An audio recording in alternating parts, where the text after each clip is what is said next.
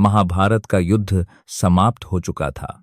कुरुक्षेत्र की भूमि शांत थी, लेकिन कई माताओं का हृदय आज भी युद्ध की आग में जल रहा था।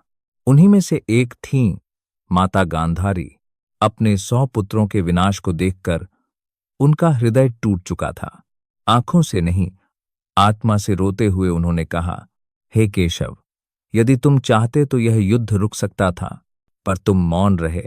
उनके शब्द वेदना से भरे थे, क्रोध में नहीं, बल्कि टूटे हुए विश्वास में। उन्होंने कहा, जिस प्रकार मेरे वंश का अंत हुआ, उसी प्रकार 36 वर्षों में तुम्हारा यदुवंश भी अपने ही हाथों नष्ट होगा। भगवान कृष्ण मुस्कुराए। वे जानते थे जो होना है वही होगा। समय बहता गया और 36 वर्ष पूर्ण हुए। यदुवंश में अहंकार और विवाद बढ़ने लगे। देखते देखते वही वंश जिसने अधर्म का नाश किया था, अपने ही अहंकार में डूब गया। द्वारका की भव्य नगरी लहरों में समाने लगी। एक संध्या भगवान कृष्ण सरस्वती नदी के तट पर एक पीपल के नीचे विश्राम कर रहे थे। उसी समय जंगल से एक साधारण शिकारी निकला। उसी समय उसका नाम था जरा। दूर से भगवान के चरण उसे हिरण जैसे प्रतीत हुए। अज्ञानवश उसने तीर छोड़ दिया। तीर लगते ही जरा कांप उठा। हे प्रभु, मैंने क्या कर दिया? वह रोता हुआ उनके चरणों में गिर पड़ा। भगवान कृष्ण ने करुणा से कहा, जरा, यह तेरा अपराध नहीं। पूर्व जन्म में मैंने अधर्म के मार्ग से तुम्हारा वध किया था। आज कर्म पूर्ण हुआ। और उसी क्षण भगवान कृष्ण इस लीला से विदा हो गए। अर्जुन ने अत्यंत शोक के साथ उनका अंतिम संस्कार किया। अग्नि में सब भस्म हो गया, पर हृदय नहीं जला। वह हृदय प्रेम, करुणा और चेतना से भरा हुआ था। अर्जुन ने उसे एक लकड़ी के पात्र में रखकर नदी में प्रवाहित कर दिया। कई वर्षों बाद वह दिव्य लकड़ी पूर्व दिशा की भूमि में आकर रुकी।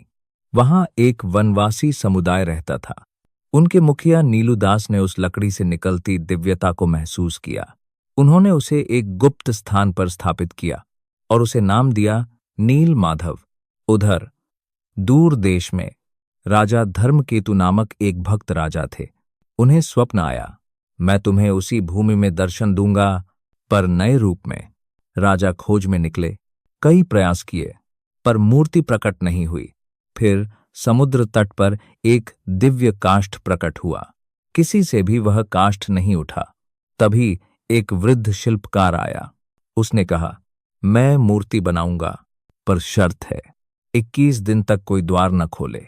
15वें दिन शांत हो गया सब कुछ। रानी भयभीत हो उठी। द्वार खोल दिया गया और वृद्ध अदृश्य हो गया। वहां थीं 3 अधूरी मूर्तियां, पर तभी मूर्ति से हृदय की धड़कन सुनाई दी। आकाशवाणी हुई, यही मेरा स्वरूप है।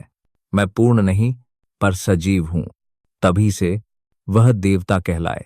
जगन्नाथ, जो रूप से नहीं, भरोसे से पूजे जाते हैं। आजकर बाज देह देखर, एक बाज देखर, जो सुनते हैं, जो समझते हैं और जो अपने भक्तों के साथ रहते हैं।